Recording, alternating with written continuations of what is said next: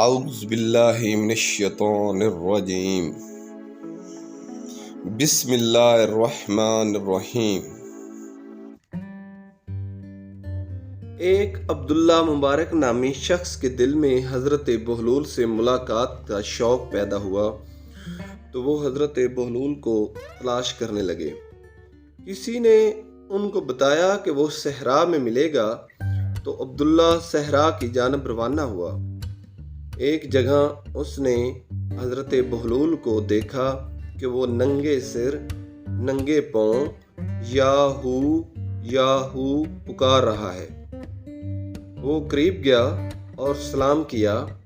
حضرت بہلول نے سلام کا جواب دیا۔ عبداللہ نامی شخص بولا، یا شیخ مجھے کچھ نصیحت کیجیے، مجھے بتائیے کہ زندگی کو گناہوں سے کس طرح پاک کروں، اپنے سرکش نفس پر کس طرح گرفت حاصل کروں اور کس طرح راہ نجات حاصل کروں۔ حضرت بہلول نے سادگی سے کہا، بھائی جو خود عاجز و پریشان ہے اس سے کوئی دوسرا کیا امید رکھ سکتا ہے؟ میں تو دیوانہ ہوں، تو جا کر کسی عقل مند کو تلاش کر جو تیری فرمائش پوری کر سکے۔ عبداللہ نامی شخص نے اپنے سینے پر ہاتھ رکھا اور بولا کہ بہلول، اسی لیے تو یہ ناچیز آپ کی خدمت میں حاضر ہوا ہے کہ سچی بات کہنے کی جرت تو صرف دیوانے ہی رکھتے ہیں۔ بہلول نے اس کی بات کا کوئی جواب نہ دیا اور خاموش ہو گیا۔ عبداللہ منت و سماجت کرنے لگا۔ جب اس نے بہت مجبور کیا تو حضرت بہلول بولے کہ اے عبداللہ، میری 4 شرطیں ہیں، اگر تم قبول کر لو تو میں تمہیں راہ نجات دکھا دوں گا۔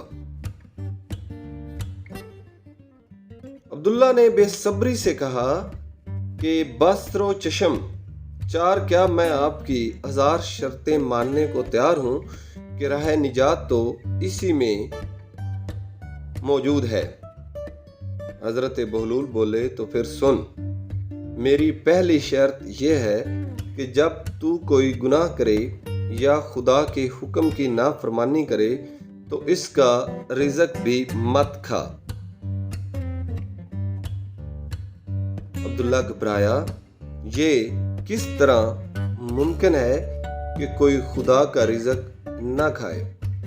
حضرت بہلول بولے تو پھر عقل مند آدمی خدا کی بندگی کا دعویٰ بھی نہ کرو، یہ کہاں کا انصاف ہے کہ جس کا کھاؤ اسی کی نمک حرامی کرو۔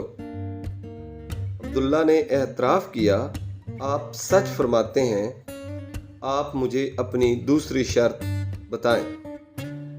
شیخ بہلول بولے کہ دوسری شرط یہ ہے، جب تو کوئی گناہ کرنا چاہے تو خدا کی زمین سے نکل جا، کہ یہ دنیا محضر خدا ہے۔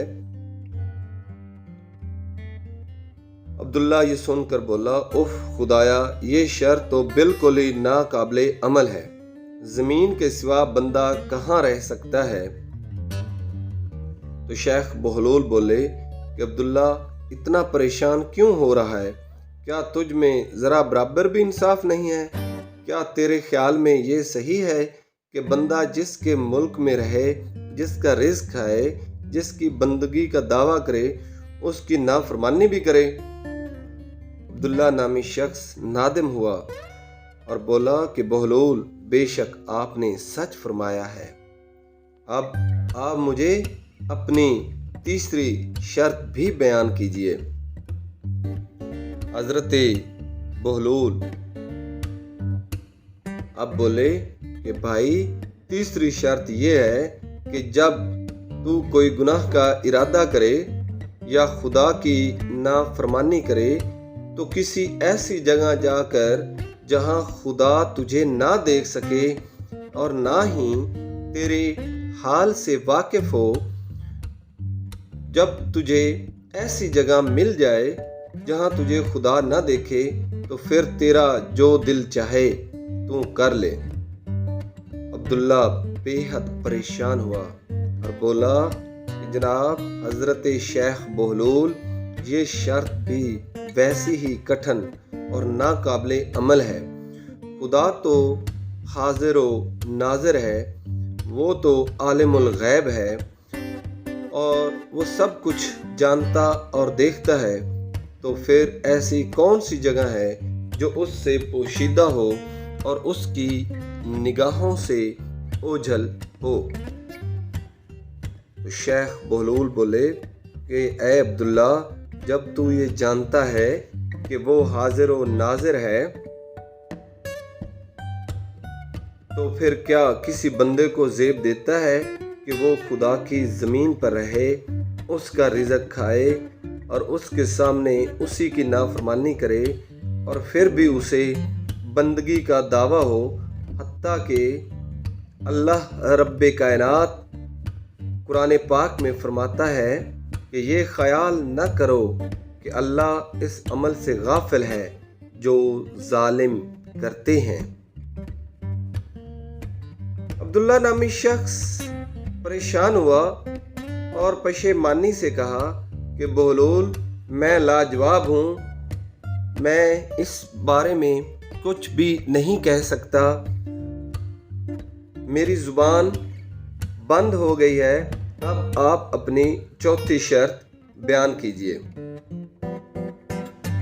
حضرت بہلول کہنے لگا کہ چوتھی شرط یہ ہے کہ جس وقت ملک الموت اچانک تیرے پاس آئے تاکہ خدا کے امر کو پورا کرے اور تیری روح قبض کر کے لے جائے، تو اس گھڑی ملک الموت سے کہنا، اے ملک الموت، ذرا تو ٹھہر، میں اپنے عزیزوں سے رخصت ہو لوں اور وہ توشہ اپنے ساتھ لے لوں جو آخرت میں میری نجات کا سبب ہو، پھر تو میری روح قبض کرنا۔ یہ سن کر عبداللہ نے فریاد کی کہ ملک الموت کب کسی کو مہلت دیتا ہے، اے شیخ، یہ آپ نے کیسی کڑی شرط لگا دی؟ تو حضرت بہلول نے بولے کہ اے دانش مند، اس دیوانے کی بات سن، جب تو جانتا ہے کہ موت سے کسی کو مفر نہیں ہے، ملک الموت کسی کو مہلت نہیں دیتا، گناہوں کے بیچ میں کسی وقت بھی ملک الموت سامنے آن کھڑا ہوتا ہے، پھر ایک سانس کی بھی مہلت نہیں ملتی، جیسا کہ خداوند عالم نے فرمایا ہے کہ جس وقت موت آئے گی تو نہ گھڑی بھر کی دیر ہوگی نہ جلدی ہوگی۔ تو اے عبداللہ، تو کب غفلت سے ہوشیار ہوگا؟ دیکھ، غرور سے دور رہ اور آخرت کی فکر کر لے، لمبا سفر سامنے ہے اور عمر بہت مختصر ہے، جو کام اور عمل خیر آج ہو سکتا ہے وہ آج ہی کر لو، کیا خبر تو کل کو نہ دیکھ سکے، جو وقت ہاتھ میں ہے وہی غنیمت ہے، عمل خیر کی صورت میں آج ہی آخرت کا توشہ اپنے ہمراہ لے لے، ایسا نہ ہو کل کو پچھتانا پڑے۔ عبداللہ کا سر جھکتا چلا گیا اور اس کی زبان گنگ ہو گئی۔ شیخ بہلول نے کہا، عبداللہ، تم نے خود ہی مجھ سے نصیحت کرنے کی فرمائش کی تھی کہ جو چیز تمہیں نجات دے دے، اب تم نے سر کیوں جھکا لیا؟ تمہاری زبان پر تالا کیوں پڑ گیا؟ تم میرے سامنے لاجواب کیوں ہو گئے؟ آج تم میرے سامنے لاجواب ہو تو کل روز محشر جب تم سے پوچھ گچھ ہوگی تو کیا جواب دو گے؟ یہاں اس دنیا میں ہی اپنا حساب صاف کر لے تاکہ کل کے خوف سے پناہ میں رہے۔ عبداللہ نامی شخص نے جھکا ہوا سر اٹھایا اور سچائی سے بولا کہ جناب شیخ بہلول، میں نے آپ کی نصیحت کو دل و جان سے سنا ہے اور اسے حرز جان بنانے کا عہد کر لیا ہے۔ آپ نے مجھے اپنا گرویدہ بنا لیا ہے، آپ نے مجھے اپنا مرید بنا لیا ہے۔ لوگ تو آپ کو یوں ہی دیوانہ کہتے ہیں، ورنہ کون نہیں جانتا کہ آل محمد کی صحبت اور محبت نے آپ کو یگانہ روزگار بنا دیا ہے۔ آپ پاگل نہیں، آل محمد کے دیوانے ہیں۔ بہلول نے اپنی گدڑی اٹھائی اور یہ کہتا ہوا چل پڑا، بندے کو لازم ہے کہ جو کچھ کرے خدا کے حکم سے کرے، جو کچھ کہے اور سنے خدا کے حکم سے کہے اور سنے، کیونکہ وہ بندگی کا دعویٰ رکھتا ہے اور خود کو خدا کا بندہ کہتا ہے۔ یہ کہہ کر حضرت بہلول وہاں سے آگے چل دیے۔